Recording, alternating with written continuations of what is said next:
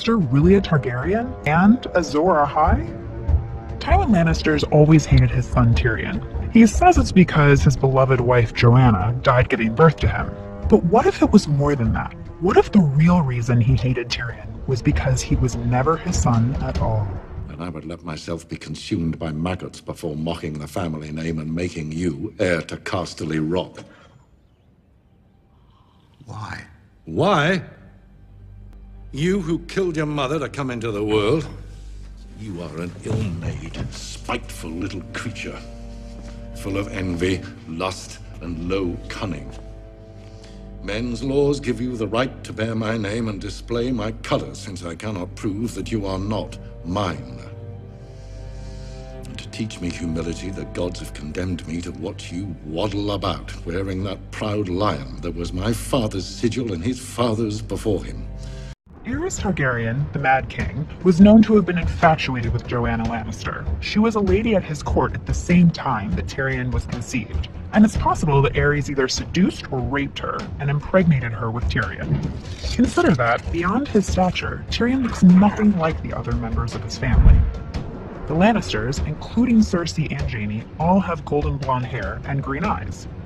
But in the book, Tyrion is described as having pale, almost white hair that's closer to the silver hair of the Targaryens. He also has one black eye and one green eye.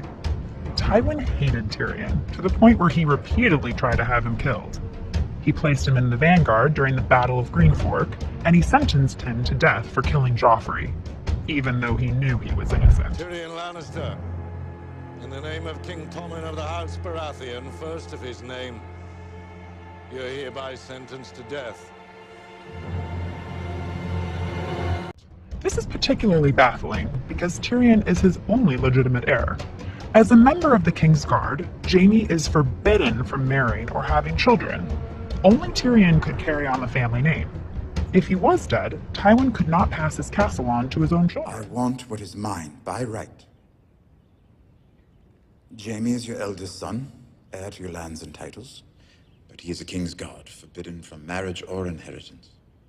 The day Jaime put on the White Cloak, he gave up his claim to Casterly Rock. I am your son and lawful heir. You want Casterly Rock? It is mine by right. Finally, consider that the last words Tywin Lannister says before Tyrion murders him are, "You are no son of mine."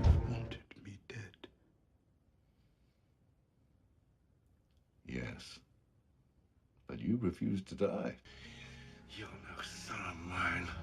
But if Tyrion isn't a Lannister, how do we know he's a Targaryen? We know that Targaryens have always had a particular affinity for dragons, and that they're the one family in the Seven Kingdoms that have the ability to control them. Consider that when Tyrion finds Daenerys' dragons chained up in the catacombs, he frees them, and rather than burn him to a crisp, they seem to take to him, as they would to a Targaryen.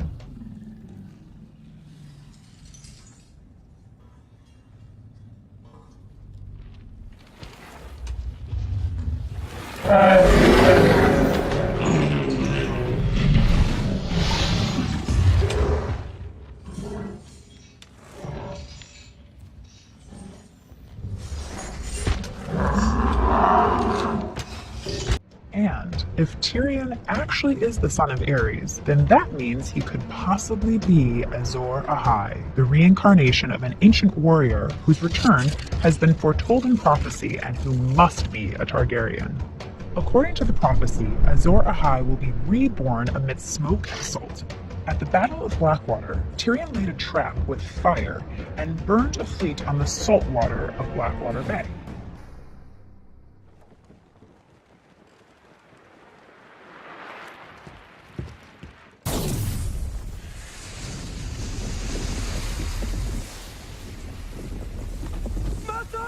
Get down!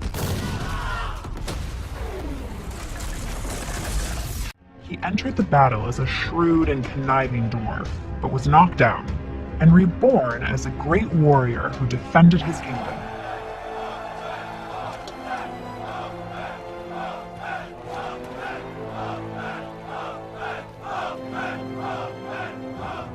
The prophecy also states that the reborn warrior will free dragons from stone, and after Tyrion unchained Daenerys' dragons, they escape through a stone wall.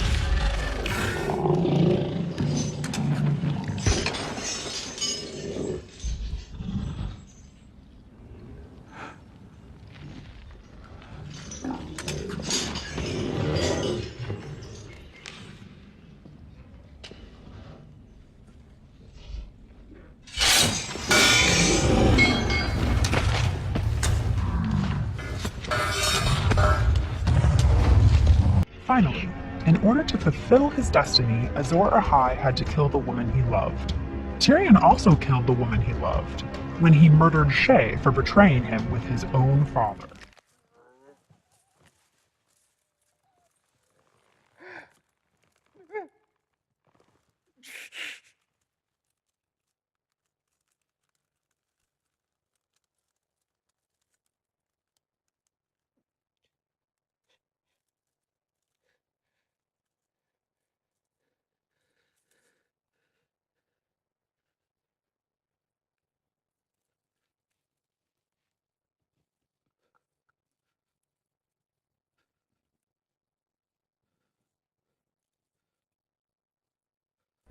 And if Tyrion truly is Azor Ahai, then that means he isn't just a Targaryen, but he could also be the one who finally sits on the Iron Throne